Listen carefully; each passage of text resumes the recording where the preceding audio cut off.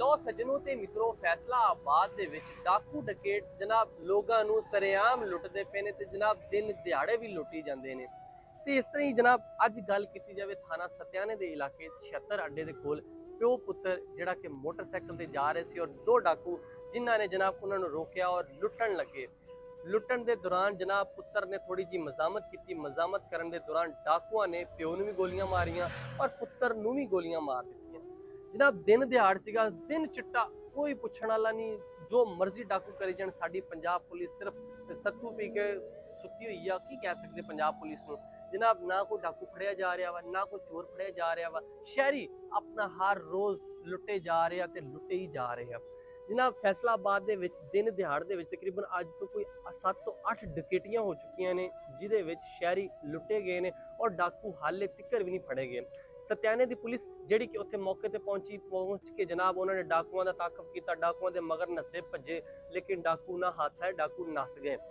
ਪਿਓ ਪੁੱਤਰ ਜਿਹੜਾ ਕਿ ਜ਼ਖਮੀ ਹੋਇਆ ਉਹਨਾਂ ਨੂੰ ਹਸਪੀਟਲ ਦੇ ਵਿੱਚ ਸ਼ਿਫਟ ਕੀਤਾ ਗਿਆ ਔਰ ਉਸ ਤੋਂ ਬਾਅਦ ਜਿਹੜੀ ਕਾਨੂੰਨੀ ਕਾਰਵਾਈ ਕੀਤੀ ਜਾ ਰਹੀ ਹੈ। ਲੇਕਿਨ ਅਫਸੋਸ ਦੀ ਗੱਲ ਇਹ ਵਾ ਕਿ ਫੈਸਲਾਬਾਦ ਦੀ ਪੰਜਾਬ ਪੁਲਿਸ ਕੀ ਕਰਦੀ ਪਈ ਹੈ?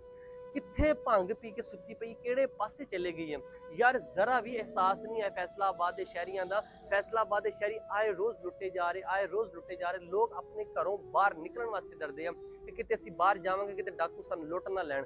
ਲੇਕਿਨ ਪੁਲਿਸ ਨੂੰ ਜ਼ਰਾ ਵੀ ਕੋਈ ਅਹਿਸਾਸ ਨਹੀਂ ਹੋ ਰਿਹਾ ਕਿ ਯਾਰ ਜ਼ਰਾ ਵੀ ਕੋਈ ਹੋ ਜਾਵੇ ਕਿ ਸ਼ਹਿਰੀ ਕਿੱਦਾਂ ਲੁੱਟੇ ਜਾ ਰਹੇ ਨੇ। ਲੋਕ ਡਾਕੂ ਨੂੰ ਖੁਦ ਫੜ ਕੇ, ਜਿੱਦਾਂ ਕਿ ਪਿੱਛੇ ਇੱਕ ਵੀਡੀਓ ਲਗਾਈ ਸੀ ਜਿਹਦੇ ਵਿੱਚ ਡਾਕੂ ਮੋਟਰਸਾਈਕਲ ਖੋਹਣ ਵਾਸਤੇ ਆਂਦਾ ਔਰ ਜਿਹੜੇ ਸ਼ਹਿਰੀ ਉਹਨਾਂ ਨੇ ਆਪ ਹੀ ਡਾਕੂ ਨੂੰ ਫੜ ਲੈਂਦੇ ਆ।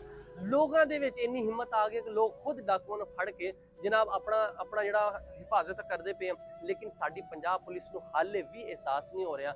ਸਾਡੀ ਇਹ ਦਰਖਾਸਤ ਆ, ਹੋਰ ਅਸੀਂ ਕੁਝ ਨਹੀਂ ਕਰ ਸਕਦੇ। ਸਿਰਫ ਸਾਡੀ ਦਰਖਾਸਤ ਆ ਵਜ਼ੀਰ ਆਲਾ ਪੰਜਾਬ ਮਰੀਮ ਨਵਾਜ਼ ਅੱਗੇ ਔਰ IG ਪੰਜਾਬ ਅੱਗੇ ਕਿ ਜਨਾਬ ਫੈਸਲਾਬਾਦ ਦੀ ਜਿਹੜੀ ਪੁਲਿਸ ਆ, ਮਾੜਾ ਜਾਏ ਇਹਨਾਂ ਨੂੰ ਕੋਈ ਹੱਥ ਪੱਲਾ ਮਾਰ ਦਿਓ। ਇਹਨਾਂ ਨੂੰ ਕਹੋ ਕਿ ਡਾਕੂਆਂ ਦੇ ਪਿੱਛੇ ਚੜੋ, ਡਾਕੂਆਂ ਨੂੰ ਫੜੋ। ਫੈਸਲਾਬਾਦ ਦੇ ਸ਼ਹਿਰੀ ਜਿਹੜੇ ਆਮ ਸ਼ਹਿਰੀ ਆ ਲੁੱਟੇ ਜਾ ਰਹੇ ਆ। ਗਰੀਬ ਸ਼ਹਿਰੀਆਂ ਕੋਲ ਤਾਂ ਪਹਿਲੇ ਖਾਣ ਵਾਸਤੇ ਕੁਝ ਨਹੀਂ ਆ, ਲੇਕਿਨ ਹਰ ਰੋਜ਼ ਲੁੱਟੇ ਜਾਣਾ, ਹਰ ਰੋਜ਼ ਗੋਲੀਆਂ ਮਾਰਨੀਆਂ। ਲੋਕ ਆਪਣੀ ਜ਼ਿੰਦਗੀ ਦੀ ਬਾਜ਼ੀ ਹਾਰਦੇ ਪਏ ਆ, ਲੇਕਿਨ ਅਫਸੋਸ ਪੰਜਾਬ ਪੁਲਿਸ ਕੁਝ ਨਹੀਂ ਕਰ ਰਹੀ।